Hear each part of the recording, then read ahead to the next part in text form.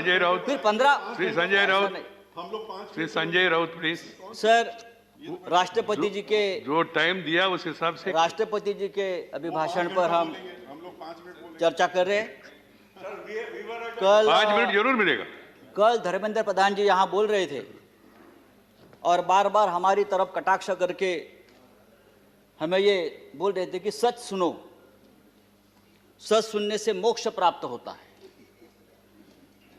हम तो 6 साल से सच सुन रहे हैं और झूठ को भी सच मान रहे हैं, लेकिन आज जो चल रहा है हमारे देश में, जो माहौल है, मैं देखता हूं, जो सच बोलता है, जो सच लिखता है, उसे गद्दार, देशद्रोही कह के पुकारा गया, बोल दिया जाता है।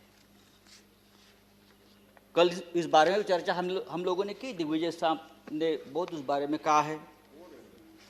सर, जो सरकार से सवाल पूछेगा उस पर देशद्रोही का मुकदमा ठोक दिया जाता है।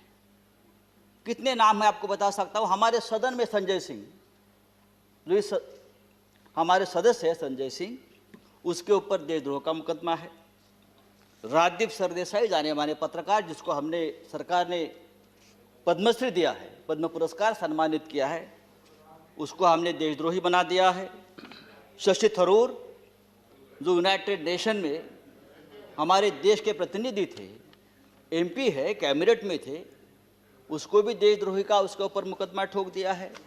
जो सिंघू बॉर्डर पर रिपोर्टिंग करने वाले मंजीत सिंह, धर्मेंद्र सिंह और भी ऐसे बहुत से पत्रकार हैं या लेखक है, उसको हमने इस कानून के तहत, देशद्रोह के कानून के खिलाफ मुकदमा ठोक दिया है। मुझे लगता है कि हमारे कानून के किताब में से सब आईपीसी धाराएं खत्म कर दी और सब देशद्रोही की धारा एक वही रख दी है। डोमेस्टिक वायलेंस हो तो भी देशद्रोह का मुकदमा आप ठोक देंगे। पंतप्रधान मोदी हमारे लिए आदरणीय है। देश के प्रधानमंत्री जी का हम सम्मान करते करते रहेंगे। उन्हें प्रचंड बहुमत मिला है देश चलाने के लिए, हम ये मानते हैं, लेकिन बहुमत जो होता है वो अहंकार से नहीं चलाया जाता। बहुमत बड़ा चंचल होता है।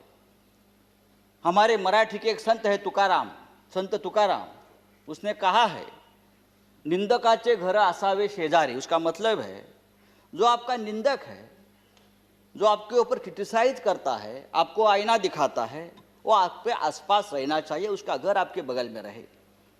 लेकिन आज ऐसा है कि जो निंदा करे, जो टीका करे, आप उसको बदनाम कर देते हो।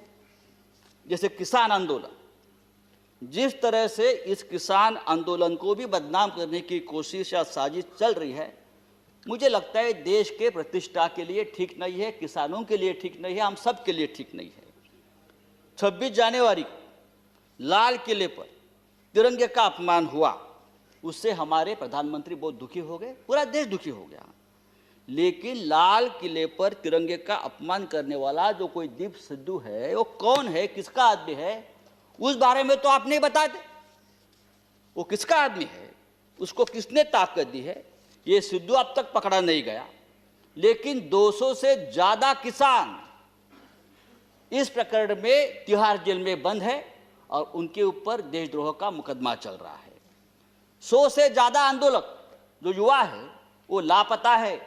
वो कहाँ है, पुलिस ने उसका क्या किया, उसका एनकाउंटर किया है, क्या क्या मार दिया, वो पता नहीं है। तो ये जो है, ये देशद्रोही है, अपने हक के लिए लड़ते हैं। लेकिन देश प्रेमी कौन है हमारे देश में? अर्नब गोस्वामी, जिसके वजह से एक निरपराध व्यक्ति महाराष्ट्र में जिसने आत्महत्या की, कंगना रनावत, ये देश प्रेमी है। राष्ट्रीय नेशनल सिक्योरिटी ऑफिशियल सीक्रेट संदर्भात, उस संदर्भ में उसने जो सामने लाया है, पूरा ऑफिशियल सीक्रेट तोड़ दिया हमारा। बालकोट स्ट्राइक के बारे में पहले से ही जानकारी सबको बता दी। हाँ, वो आपके शरण में है, उसको आपका प्रोटेक्शन है, ये राष्ट्रीय सुरक्षा का मामला है, आप उसके ऊपर बात नहीं करते।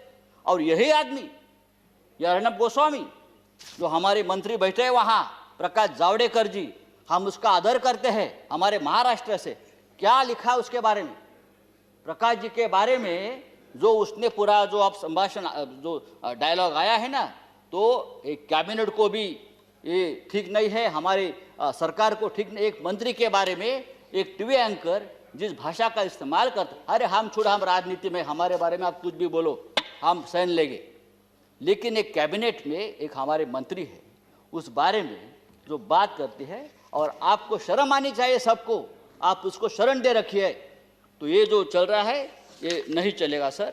राष्ट्रपति जी ने अपने संबोधन में कहा है, भारत जब जब एकजुट हुआ है तब तब उसने असंभव से लगने वाले लक्ष्यों को प्राप्त किया है। एकजुटता की बात की है। अगर ये बात सच है तो गत 3 महीनों से दिल्ली के सीमा पर किसान आंदोलन की एकजुटता तोड़ने में सरकार क्यों लगी है? संजय जी, हजारों किसान आपका 6 मिनट समाप्त हो गाजीपुर गया। सिंगू बॉर्डर पर अपने हक के लिए लड़ रहे हैं, और आप इस एकजुटता में आपको देशद्रोह दिखता है।